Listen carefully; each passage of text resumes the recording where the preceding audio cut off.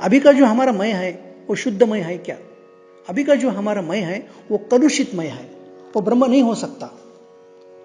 अभी का जो हमारा कलुषितमय है वो भगवान का दास हो सकता है, ब्रह्म नहीं हो सकता। इसलिए अगर अहम ब्रह्मास्मि की हमको अनुभव करना है तो पहला मय का शोधन करना आवश्यक है।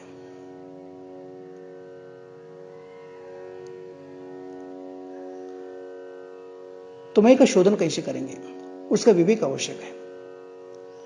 हमारे इस देह में पंचकोश है और पंचकोशों से अतीत हमारा स्वरूप है, आत्मा है। तो उसका विवेक हमको करना जरूरी है। ये पंचकोश क्या है? पहला है अन्नमय कोश, दूसरा प्राणमय कोश, तीसरा मनोमय कोश, चौथा विज्ञानमय कोश, पांचवा आनंदमय कोश। ये 5 कोश है। कोश यानी कोटिंग। इन पंच कोश से अतीत आत्मा है जो हमारा स्वरूप है।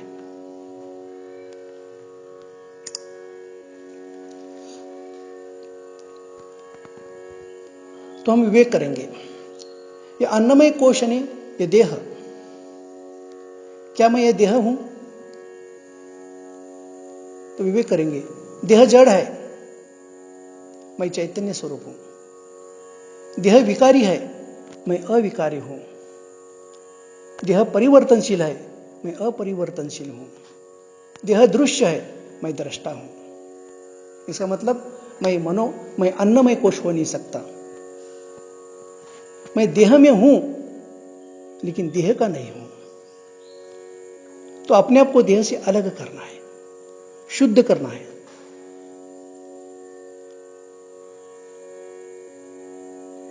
तो एक बात समझ में आ गई कि हम देह नहीं। इसमें सिर्फ समझने की बात है, समझदारी से मुक्ति है। गड़बड़ी जो कुछ है ना वो ना समझी में है। इसलिए कर्म से मोक्ष की प्राप्ति नहीं होती।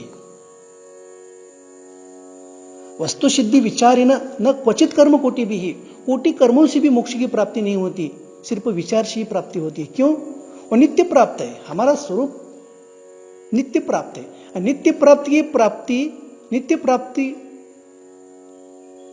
अप्राप्त क्यों है? अज्ञान के कारण। इसलिए ज्ञान से ही मोक्ष मिलता। ज्ञानात् त्रुतेन मुक्ति ही श्रुति वाक्य है। ज्ञान के बिना मुक्ति नहीं मिल सकती। इसलिए हमको समझदारी से ही हम अपने आप को अलग करना है, पहली बात। तो ये अन्नमय कोश मैं नहीं हूं, अभी उसका हमने विवेक किया।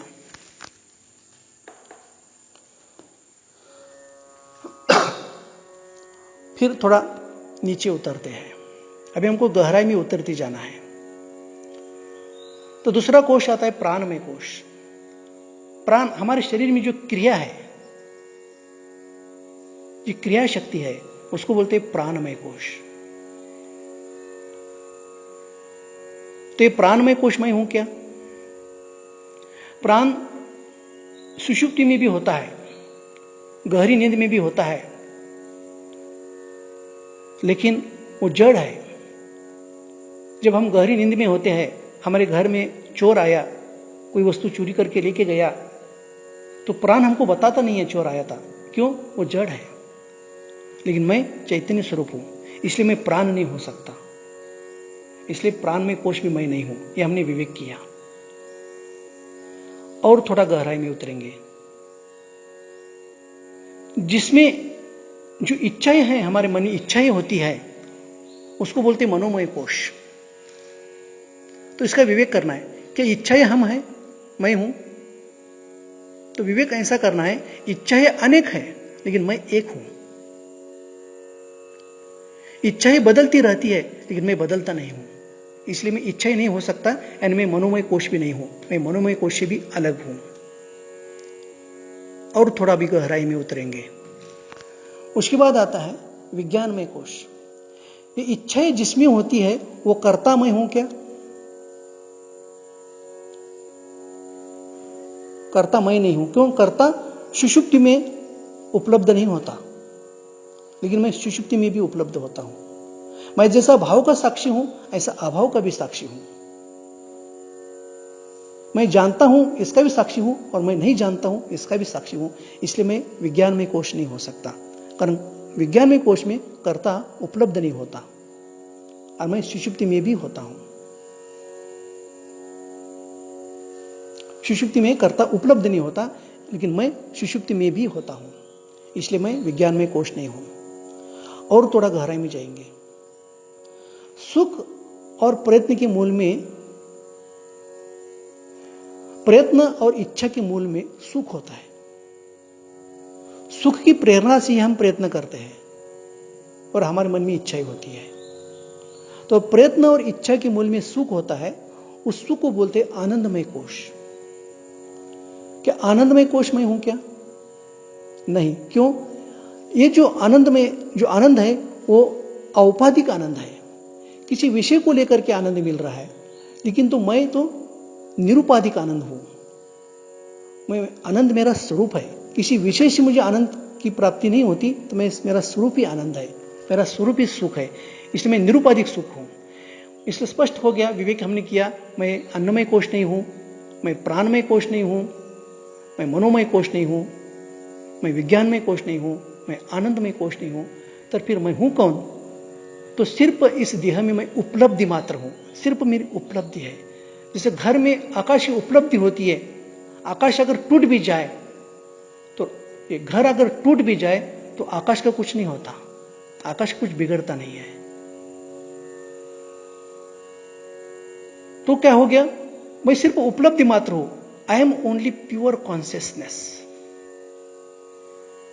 तो ये हमारा स्वरूप बच जाता है। मैं अमुक हूं तमुक हूं का ख्याल उड़ गया अभी, मैं ओनली प्योर कॉन्शियसनेस, मैं शुद्ध चेतना हूं, इतना ही रह जाता है। इसको बोलते तोम पदार्थ का शोधन। हमारी अहमता शुद्ध हो गई। यह अहमता हमारे भीतर जो मैं का भाव है, मैं की जो स्फुरना है, जो कॉन्शियसनेस है, वो देह के साथ जब जुड़ जाती है, तो अगर वो स्त्री देह के साथ जुड़ गई तो हम अपने को स्त्री मानते हैं, पुरुष देह के साथ जुड़ गई तो हम अपने आप को पुरुष मानते हैं। ये चेतना जब मन के साथ जुड़ जाती है तो हम अपने को सुखी और दुखी मानते हैं। ये चेतना जब बुद्धि के साथ जुड़ जाती है तो हम अपने आप को समझदार और बेवकूफ मानते हैं। अगर हम हमारी चेतना को, इस कॉन्शियसनेस को किसी को जुड़ने ना दिया जाए, वो शुद्ध रखे, तो हम न स्त्री है न पुरुष है, न हम सुखी है न हम दुखी है, न हम समझदार है न हम बेवकूफ है, सिर्फ मैं हूं, आई एम ओनली।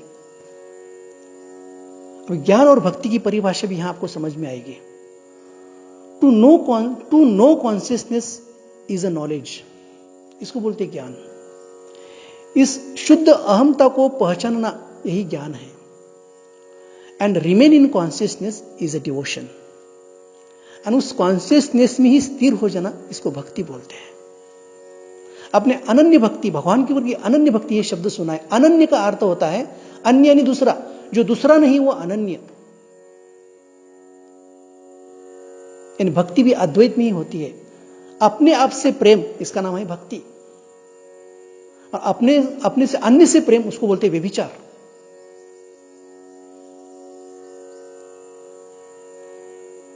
आत्मा प्रेम यही है ईश्वर प्रेम, और यही भक्ति।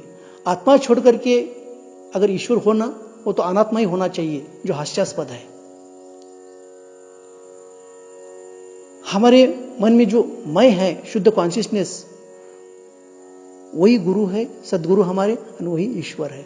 हम तीनों एक है, ईश्वर, सदगुरु और मैं, तीनों एक है, हम अद्वैत है। इस प्योर कॉन्शियसनेस को बाहर निकल दीजिए, और किसी कोश के साथ हमको जुड़ना नहीं चाहिए। यहां आने के बाद